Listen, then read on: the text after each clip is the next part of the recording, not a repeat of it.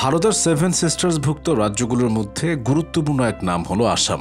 আয়তন বিবেচনায় অরুণাচলের পরই এই রাজ্যের অবস্থান। তবে আসাম কখনোই ভারতের অংশ হওয়ার কথা ছিল না। ৪৭-এর দেশভাগের সময় যৌক্তিকভাবে ভাগ বাটোয়ারা হলে আসাম ঠাঁই পেত তৎকালীন পূর্ব বাংলা অর্থাৎ বর্তমান বাংলাদেশের মানচিত্রে। খোদ ভারতীয় গবেষক চন্দ্রশেখর গুপ্ত তার লেখা একটি বইয়ে স্বীকার করেছেন যে আসামকে মূলত ব্রিটিশ সরকার ভারতের মানচিত্রে উপহার হিসেবে দিয়ে গেছে। ১৯০৫ সালে বঙ্গভঙ্গের মাধ্যমে সম্পূর্ণ বাংলাকে কার্যত দুটি প্রদেশে ভাগ করেছিল তৎকালীন ব্রিটিশ সরকার। একটি প্রদেশ ছিল পশ্চিমবঙ্গ এবং অন্যটির নাম দেওয়া হয়েছিল পূর্ববঙ্গ ও আসাম। পশ্চিমবঙ্গ হতে পূর্ববঙ্গ ও আসামকে আলাদা করার মূল কারণ ছিল তৎকালীন অর্থনৈতিক বৈষম্য এবং গোটা বঙ্গ জুড়ে হিন্দু ধর্মীয় আধিপত্যবাদ। পূর্ব বাংলা ও আসামের মুসলিম জনগোষ্ঠীর প্রতি কখনোই সুদৃষ্টি ছিল না পশ্চিমবঙ্গ তথা কলকাতার দাদাবাবুদের। ঠিক এই কারণে ব্রিটিশরা পূর্ব বাংলা ও আসাম নিয়ে আলাদা প্রদেশ গঠন করে এবং রাজধানী হিসেবে নির্বাচিত করা হয় ঢাকাকে। সেই ধারাবাহিকতায় ১৯৪৭-এর দেশভাগের সময়ও আসাম রাজ্যটি তৎকালীন পূর্ব বাংলা বা পূর্ব পাকিস্তানের অংশ হওয়ার কথা ছিল। তবে তৎকালীন মুসলিম নেতাদের দূরদর্শিতার অভাবে বর্তমান বাংলাদেশ হতে আসাম রাজ্যটি হাতছাড়া হয়। বাংলা হতে আসাম ও উড়িষ্যাকে আলাদা করায় সে সময় অবশ্য হোসেন শহীদ সোহরাওয়ার্দী এবং শরৎ বসুর মতো প্রভাবশালী নেতারা তীব্র প্রতিবাদ জানিয়েছিলেন।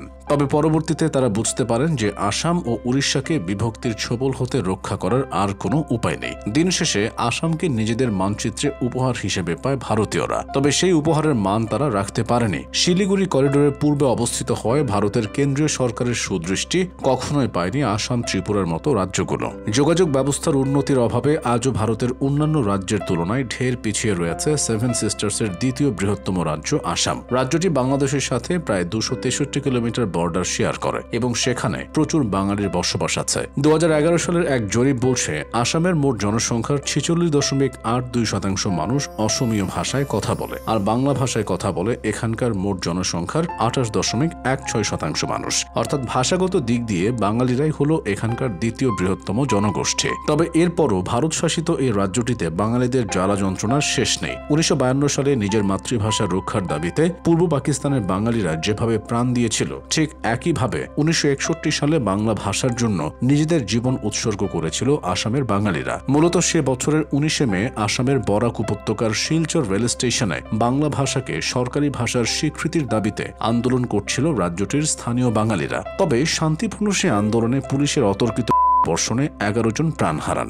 ভাষার জন্য যেখানে মানুষদের প্রাণ দিতে হয়, সেখানে সাধারণ বাঙালিদের জীবনমান কেমন হবে তা সহজেই অনুমেয়। এমনকি বর্তমানে বিজেপি সরকার উঠে পড়ে লেগেছে আসামের বাঙালি জনগোষ্ঠীকে দেশ ছাড়া করতে। ইতিমধ্যেই রাজ্যটির প্রায় ১৯ লাখ হিন্দু মুসলিম বাঙালিকে অবৈধ বাসিন্দা হিসেবে চিহ্নিত করেছে তারা। যে কোনো সময় আসামের নিরীহ বাঙালি জনগণের উপর বড় ধরনের অ্যাকশন নিতে পারে ভারত সরকার। ১৯৪৭ সালে দেশভাগের সময় তৎকালীন পূর্ব বাংলার সাথে অন্তর্ভুক্ত না হওয়াটা যে কত বড় ভুল ছিল তা হয়তো সামনের দিনগুলোতে বুঝতে পারবে আসামের বাসিন্দারা।